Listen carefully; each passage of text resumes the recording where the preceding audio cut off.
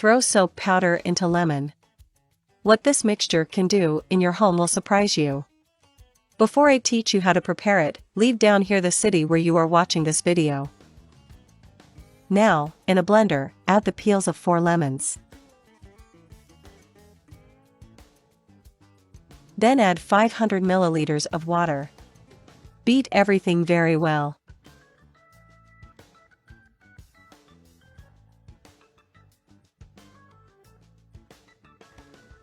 And it's already good, check it out.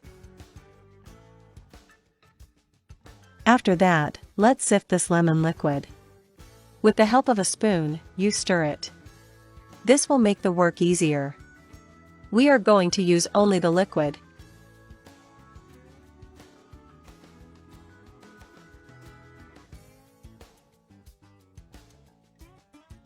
We are going to add here 1 tablespoon of baking soda. Mix it very well.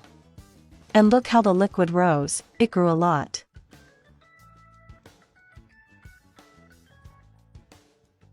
Now add 100 milliliters of 70% alcohol. Mix it as well. This will fortify our recipe. The alcohol will serve to exhale the smell. It holds the smell longer. Let's add 1 tablespoon of salt. The salt will help preserve this product in the cleaning part and in the disinfecting part. Now 1 tablespoon of soap powder.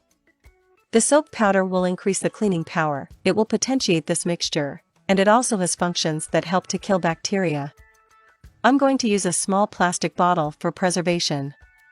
With the help of a funnel, add the mixture into the bottle. It is important to make a small hole in the cap to facilitate the application. This mixture has helped housewives, those who work with cleaning, the day laborers. I will show you how easy it is to use. Pour it on the floor of your house and then wipe it with a cloth. It will give the floor of your house a shine and a very good smell. And it will also be free of bacteria and germs. You can use it on your countertop. The effect of this product scares away mosquitoes, cockroaches and various other insects. Use it also on your stove. It removes stains, removes the bags of tough dirt, and your kitchen will be super fragrant. And to use it in the bathroom is very easy. Just pour it into the toilet and use the cleaning brush. Your toilet will be free of bacteria and germs. It will also be clean and smelly. You can also pour it down the drain in your bathroom. It will help eliminate those bugs that go down the drain, and it will smell clean.